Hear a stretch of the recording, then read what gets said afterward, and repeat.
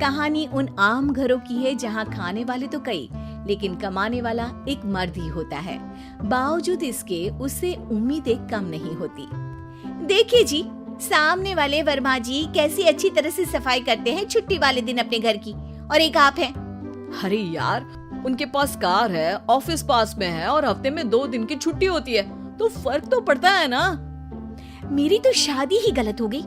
अरे कोई मस्त लड़का मिलता, कमाता भी, घुमाता भी, घर के कामों में भी मदद करता, लेकिन नहीं जी, हमारे वाले को तो कमाने से फुर्सत ही नहीं, और कमाई भी ऐसी कि कोई जरूरत पूरी ही नहीं हो रही है। सुनील बेचारा शीना को देखकर सोचता है कि शीना सही कह रही है। देखने में सुंदर है, घर का सारा काम कर लेती है, उसे तो कोई भी अच्छा लड़का मिल सकता था। क्या सोच रहे हैं? भागने का इरादा तो नहीं है? अरे नहीं मेरी प्यारी बीबी, मैं तो नहीं, पर डर है कि तुम नहीं कहीं भाग जाओ मुझे छोड़कर। शीला सुनील के मुंह से प्यार भरी बात सुनकर मुस्कुराती है। आप भी ना। सुनील एक दिन ऑफिस से घर आता है कि तभी शीना कहती है, सुनिए जी, वो मेरी सहेली आई थी, सारा दिन वो लोग यहीं थे, अब जा रही थी तो मैंने कहा नहीं नहीं, मेरे पति छोड़ आएंगे ना तुम्हें, तो रोक लिया मैंने। सुनील थोड़ी देर कुछ सोचता है, फिर कहता है, ठीक है, मैं कपड़े चेंज करके आता हूँ। अरे तेरे पति को तो लग रहा है कि अच्छा नहीं लगा। अरे नहीं नहीं, ऐसी कोई बात नहीं है, रुको मैं अभी उन्हें घर के कपड़े देकर आती हूँ। शीना अंदर जाती है जहाँ सुनील पलंग पर लेटा होता है। अरे क्या मजाक है, वो कह रही है कि आपने मुंह बना लिया। सही तो कह रही है, सुबह से अब ऑफिस से लौटा हूँ, एक कप चाय का तो पूछा नहीं, 20 किलोमीटर जाओ और आओ, और फिर कल उसी टाइम पर ऑफिस। अरे यार, मुझे गाड़ी चलानी आती ना तो बोलती भी नहीं आपको, और कौन सा रिक्शा खींच कर जाना है आपको। सुनील अब क्या बोलता। रात देर से आता है और सो जाता है।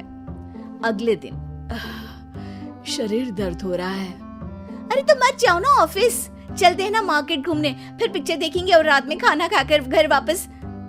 सुनील जब सारे दिन की थकान वाला शेड्यूल सुनता है तो वो सीधे सीधे ऑफिस के लिए तैयार हो जाता है। अब आए दिन शीना की डिमांड बढ़ती ही चली जाती है और सुनील उसको पूरा भी करता। लेकिन एक दिन, ए जी मेरा भाई आ रहा है, उसे 2 लाख रुपए की जरूरत है। हाँ तो मैं क्या करूँ शीना, मेरे पास इतने रुपए नहीं है। हाँ हाँ पता है नहीं है, लेकिन किसी से लेकर तो दे सकते हो ना। अरे मैं किससे मांगू, मेरे तो जानने में भी कोई नहीं है जिसके पास इतनी बड़ी रकम हो। तभी वहाँ शीना का भाई शीनू आ जाता है। जीजा जी कैसे हैं आप? अब मैं ठीक हूँ शीनू, अचानक इतनी बड़ी रकम की जरूरत कैसे पड़ गई? अरे जीजा जी, वो बिजनेस शुरू किया ना, तो उसके लिए पैसे की जरूरत है, काफी हो चुका है, थोड़ा पैसा बचता है तो मैंने सोचा आपसे ले लूं।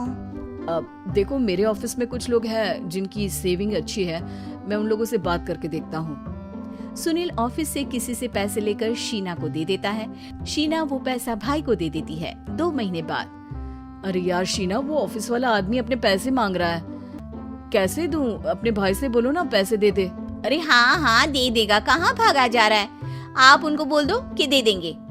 थोड़े दिन बाद, शीना वो आदमी मुझसे आज भी पैसे मांग रहा था यार, मैं तंग आ गया हूँ, ऑफिस जाते ही सामने उसका चेहरा दिखता है, क्या बोलूं, बार बार पैसे मांगता है।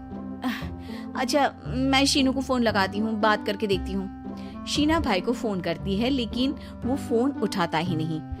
लगता है भाई कहीं ऐसी जगह है जहाँ नेटवर्क की समस्या होगी। सुनील अगले दिन दोपहर को ही घर आ जाता है। उसका चेहरा उतरा और परेशान सा होता है। वो रोने लगता है। अरे क्या हुआ जी, आप इतना परेशान क्यों हैं? सब ठीक तो है ना? अरे नहीं शीना, कुछ ठीक नहीं है, मैं ठीक नहीं हूँ। तुम्हारे भाई के लिए मैंने जो पैसे लिए थे, उस आदमी ने आज भरे ऑफिस में सबके सामने मेरी बेइज्जती कर दी। सबके सामने आज मैं कर्जदार बनकर खड़ा था। मैंने हर वो प्रयास किया घर चलाने के लिए जो मैं कर सकता था, लेकिन अब नहीं होगा। वो फिर रोने लगता है। अरे आप तो औरतों की तरह रो रहे हैं, मर्द हैं आप। क्यों, आदमी के सीने में दिल नहीं होता, या फिर वो इंसान नहीं मशीन होता है? अरे मैं थक चुका हूँ शीना, तुम समझती क्यों नहीं? मैं भी शारीरिक और मानसिक रूप से थकता हूँ, मैं भी आराम करना चाहता हूँ, सुकून चाहता हूँ। मैं अब कुछ नहीं कर सकता। कुछ नहीं। वो बैठ जाता है। शीना पति को हैरान परेशान देखकर चुप हो जाती है। अगले दिन, सुनिए, ये लीजिए 2 लाख रुपए, उस आदमी को दे दीजिए और बोल दीजिए कि आज के बाद किसी को पैसे के लिए बेइज्जत ना करे। सुनील पैसे देखकर राहत की सांस लेता है। अरे शीना, तुमने तो मेरा बहुत बड़ा काम कर दिया। अब मैं शान से ऑफिस जा सकता हूँ। लेकिन ये पैसे आए कहाँ से? ये पैसे मैंने अपने गहनों को गिरवी रख कर लिया है। तुम ठीक रहो, निश्चिंत रहो, मैं बस यही चाहती हूँ। मुझे माफ करना, पर अब मैं समझ चुकी हूँ कि मर्द को भी दर्द होता है।